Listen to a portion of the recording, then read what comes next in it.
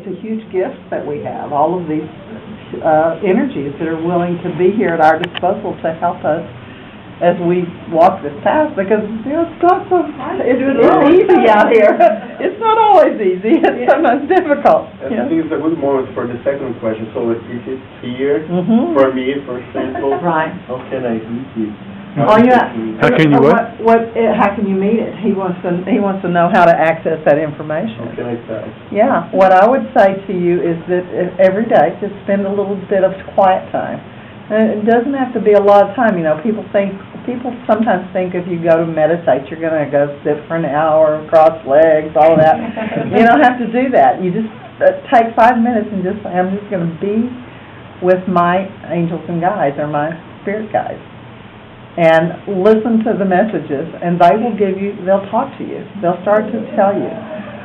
One of the things that I do when I do readings for people, which I call them angel readings, but that's my term because I grew up Southern Baptist, and I believe in angels, and I'm not Southern Baptist anymore. I've moved beyond that because I have a more global perspective about spirituality. I don't put it in any denomination specifically, but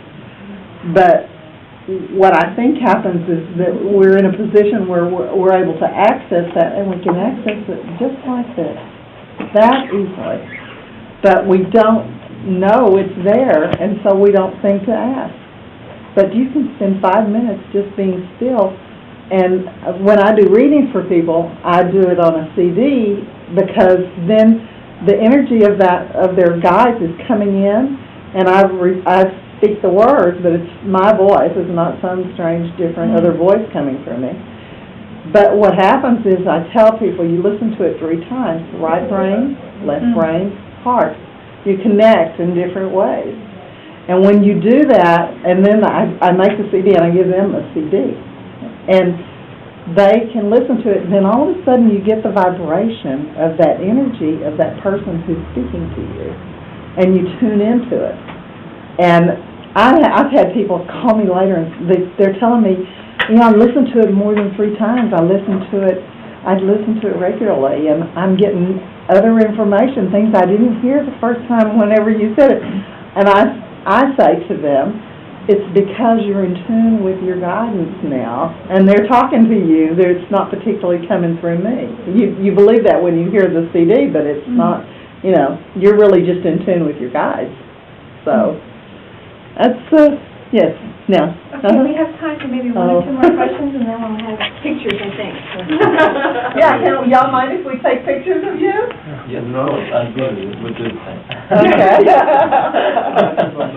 When you said you meditate to hear your angels, your guides, how do you distinguish between your subconscious and your guides? Because it's information that I wouldn't know. I don't have any access to it. Maybe maybe you have some ideas in your mind, some brave ideas that you do not think it's possible. Maybe you prevent yourself from accepting these ideas. But when you meditate, maybe your defense is low, and you open up to it. I think you open your mind to being able to hear it and hear it, or feel it, whatever. Some people feel things. Some people hear things. Some people see things. Everybody doesn't have all the gifts that you have, that you can do all of those things.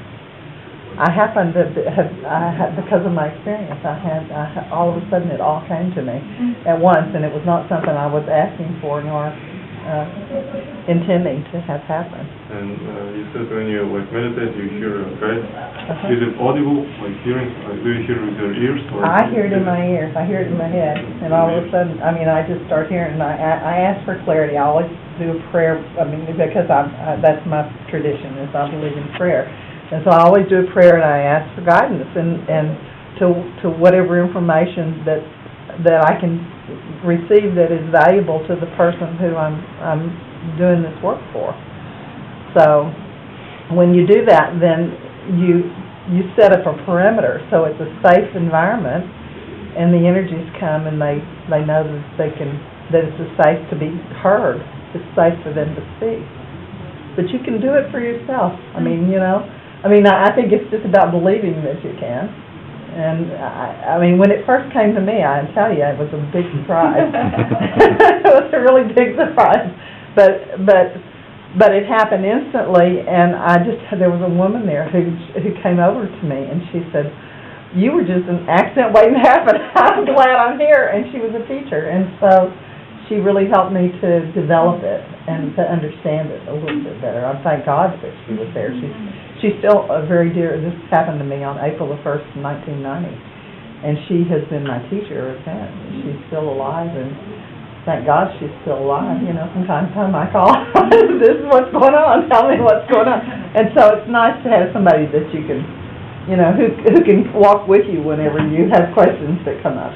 Philip wanted to ask one more question. Let's do that. And then he wanted to ask. He wants to ask one. Pretty soon we're going to need a bio break. Okay. How would you consider evil spirits? I mean, in a world that we have racism or sexism, do those people, in your explanation, do those people do not have their antenna out, or like, how do you work together, or like cooperate with people that have an evil spirit, as you call it, or like evil mindset? I think that for me, personally, whenever I mean, sometimes I walk into a room and I feel that, and so I'm instantly circle myself in white light to protect me from anything that they might be sending out.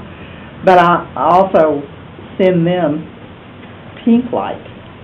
And when you send pink light to people who are in a dark place, it sends love into their energy system. And you send it from your heart. You send it out to them. And I have watched people totally, like, step back and take it in, and all of a sudden you see the personality behavior change.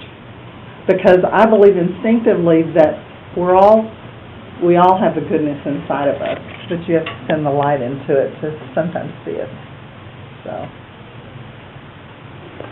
yes. Really fast question. When you said you're able to see things that other people cannot see and hear other voices that people cannot hear, do you use some way, scientific way, or you're gifted? I just go inside and I just ask, and I ask to be made an instrument. How can you make a relation between your ability and Noetic science? Well, I don't know from a scientific standpoint. You know, they've done a lot of testing on people who are able to do this. They have actually done tests for people who can see auras and people who can do things that are psychic things. But psychic to me is very different than spiritual. Psychic, people can psychically tap into certain energies. It doesn't particularly mean that it's a spiritual experience. Psychic can sometimes be something so very different than that. And so, but when somebody's operating from a spiritual perspective, meaning that they're tapped into the universal good of everything that's going on, then you have an entirely different power. It is a different power. And yet the power is not mine. It just flows through me to give whatever information people need. For time, and then you feel it down. Right. Do you consider yourself as a religious person, or you're ordinary person, but you have this power? I consider myself a spiritual person. And it's quite different from but not religious. Not following a specific religion, but just I grew up in a specific religion. My mother's side of the family was Catholic. My daddy's side was Southern Baptist. So there's a lot of differences in the two of those. Pretty interesting. But as I got older, and because I'm a person who asks questions, I've been asking questions all my life. So when I ask questions, I instantly would get new information. And then I'd take that information and I'd ask more questions. And I think whenever you do that, then you're in a place where you're constantly learning something new. And it opens you up to magnitudes of of information that's out there that we don't even know. We couldn't possibly learn it all, you know, we couldn't possibly learn it all. We'll give each of you, we'll have our cards, and then if anybody has any other questions they want to ask at any time, you can feel free to just call us.